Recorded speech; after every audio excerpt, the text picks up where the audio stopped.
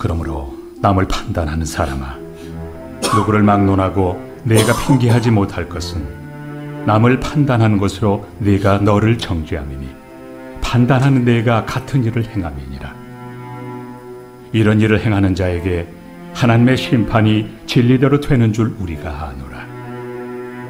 이런 일을 행하는 자를 판단하고도 같은 일을 행하는 사람아, 내가 하나님의 심판을 피할 줄로 생각하느냐? 혹 내가 하나님의 인자심이 너를 인도하여 회개하게 하심을 알지 못하여 그의 인자심과 용납하심과 길이 참으심이 풍성함을 멸시하느냐? 다만 내 고집과 회개하지 아니한 마음을 따라 진노의 날, 곧 하나님의 의로우신 심판이 나타나는 그날에 임할 진노를 내게 쌓는도다. 하나님께서 각 사람에게 그 행한 대로 보응하시되 참고 선을 행하여 영광과 존귀와 썩지 아니함을 구하는 자에게는 영생으로 하시고, 오직 당을 지어 진리를 따르지 아니하고 불의를 따르는 자에게는 진노와 분노로 하시리라. 악을 행하는 각 사람의 영에는 환난과 곤고가 있으리니 먼저는 유대인에게요 그리고 헬라인에게며, 선을 행하는 각 사람에게는 영광과 존귀와 평강이 있으리니 먼저는 유대인에게요 그리고 헬라인에게라. 이는 하나님께서 외모로 사람을 취하지 아니하심이라. 무릇 율법 없이 범죄한 자는 또한 율법 없이 망하고, 무릇 율법이 있고 범죄한 자는 율법으로 말미암아 심판을 받으리라. 하나님 앞에서는 율법을 듣는 자가 의인이 아니요 오직 율법을 행하는 자라야 의롭다 하심을 얻으리니, 율법 없는 이방인이 본성으로 율법의 일을 행할 때에는 이 사람은 율법이 없어도 자기가 자기에게 율법이 되나니, 이런 이들은 그 양심이 증거가 되어 그 생각들이 서로 혹은 고발하며 혹은 변명하여 그 마음에 새긴 율법의 행위를 나타내느니라. 곧 나의 복음에 이른 바와 같이 하나님이 예수 그리스도로 말미암아 사람들의 은밀한 것을 심판하시는 그날이. 여러분들 그 행동과 습관 있잖아요. 행동과 습관도 유전일까요? 아닐까요? 저 아는 목사님이 그런 얘기 하시더라고요. 참 신기하대요. 가르쳐 주지 않아도 어떻게 그렇게 똑같을 수가 있느냐. 그러면서 또 어떤 얘기를 하냐면은, 이렇게 화장실이나 욕실에 들어가면 거기는 이제 그 스위치가 있잖아요. 스위치가 위아래 두 개가 있어요. 하나는 불이 들어오는 거고 하나는 환풍기가 돌아가는 거예요. 근데 그 자녀가 꼭 그 화장실을 들어갈 때는 두 개를 다 누르는 거예요. 두 개 다 누르고 들어가서 샤워를 하든지 뭐 볼일을 보든지 하고 나와서는 꼭 위에 것만 끈다는 거예요. 불만. 그 환풍기 계속 하루 종일 돌아간다는 거예요. 예. 그래가지고 얘가 아무리 가르쳐도 그게 안 되는 거예요. 야, 나올 땐 두 개 다 같이 꺼야지. 그게 안 되는 거예요. 그리고 가만히 보니까는 또 누가 그러냐면은 사모님이 또 그러는 거예요. 예. 그래가지고 가르쳐 주지 않아도 이게 행동하고 습관이 어떻게 그렇게 똑같을 수가 있느냐. 여러분들도 그런 경우 있죠. 자녀들 보면 얘는 누구 닮았어, 얘는 누구 닮았어 얘기할 때 보면 어떻게 해요? 가르쳐 주지 않아도 똑같은 거예요. 그 행동 유전학의 권위자인 일본의 야마모토 다이스케라고 하는 분이 행동과 습관을 지배하는 유전자의 비밀이라고 하는 책을 썼어요. 그 책의 내용을 보면은 인간이 가지고 있는 이러한 행동이나 습관은 유전이라는 거예요. 유전. 그러니까 우리가 인간이 내가 어떠한 마음을 먹고 의지를 가지고 행동과 습관을 고칠 수 있는 게 아니라는 거예요. 이건 이미 유전적으로 나오기 때문에 내 마음을 먹고 내가 의지를 가진다고 해서 그 행동과 그 습관이 고쳐지지 않는다. 예를 들자면 우리는 아침형 인간하면 아침형 인간은 성공하기에 좋다. 사람들이 그런 얘기 많이 하잖아요. 일찍 일어나가지고 하루를 시작하며. 그런데 아침형 인간 되겠다고 사람들이 막 다짐을 하고 난 아침에 일어나서 이제 뭘 할 거라서 아침에 일어나려고 하지만 실질적으로 보면 뭐예요? 이게 되지를 않는 거예요. 아침형 인간이 되지를 않는 거예요. 그래서 제가 보면은 우리 큰딸은 완전 아침형 인간이에요. 얘는 가르쳐 주지 않고 뭐 하지 않아도 새벽 5시 이전에 일어나. 대신에 8시만 되면은 졸아요. 그리고 자요. 근데 누가 또 그러냐면은 저희 장인어른이 그러세요. 저희 장인어른 8시 뉴스보다 얘기하다 보면은 소파에서 주무셔. 그러다가 새벽에 아주 일찍 일어나시죠. 그러니까 그런 것들이 다 뭐예요? 유전이라는 거예요. 우리가 뭐 의지를 가지고 마음 먹기에 달려있다가 아니라 이게 원래 육체의 그 생물학적인 유전자에 의한 것이다라고 이야기합니다. 그래서 또 그 이기적인 유전자라고 쓴 리차드 도킨스라고 하는 분이 인간은 유전자의 노예다. 그러니까 이 유전자가 자신의 유전자를 보존하기 위해서 인간을 기계처럼 사용하고 있다.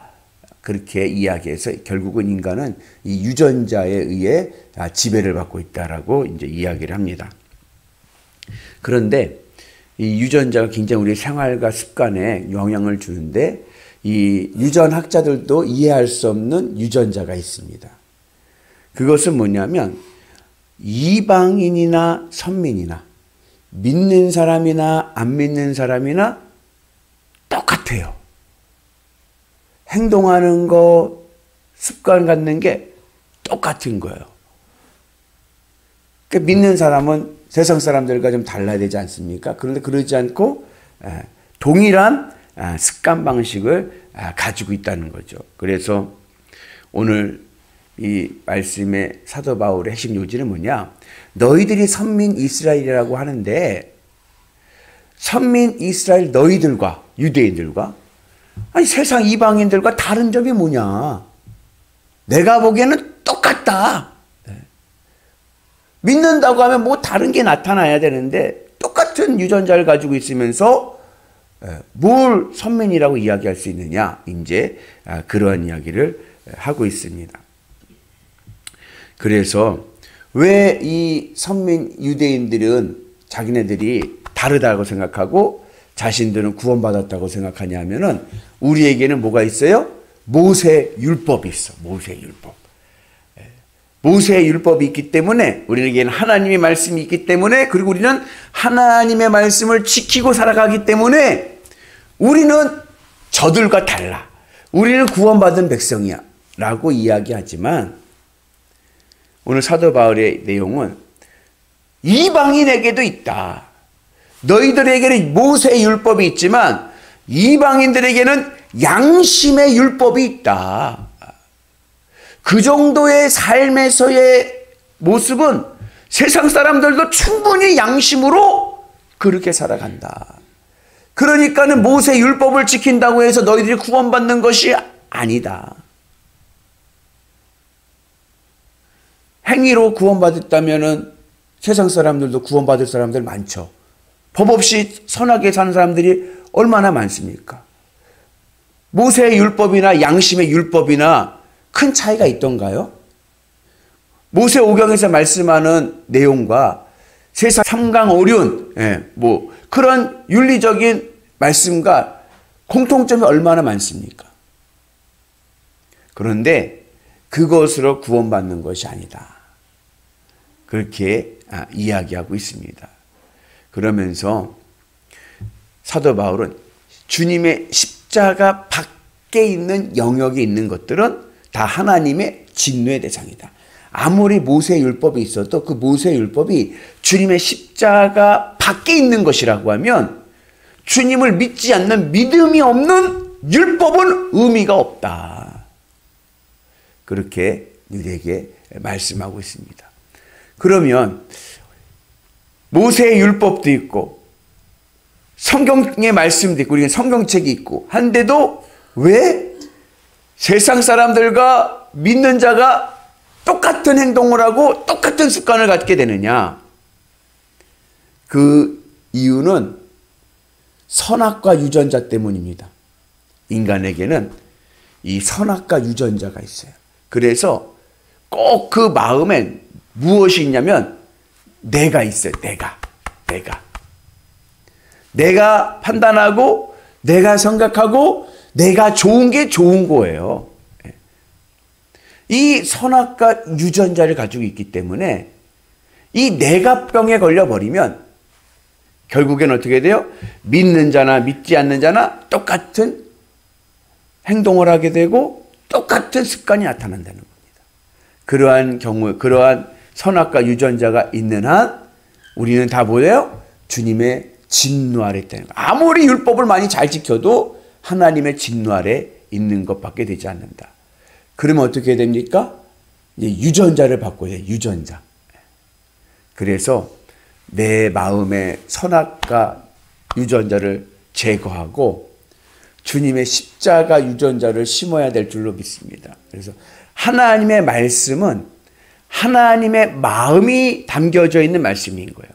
하나님의 마음이 하나님의 사랑으로 담겨져 있는 말씀이기 때문에 우리가 이 하나님의 말씀을 정말 기쁨과 감사로 따를 수 있고 순종할 수 있는 이유는 내 마음에 하나님이 있어야 돼요.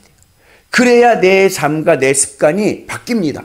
그러지 않고 내 안에 주님의 십자가의 은혜가 없이 그냥 그 선악과가 내 안에 있으면 절대로 내가 아무리 예수님을 10년, 20년, 30년 믿어도 똑같은 거예요.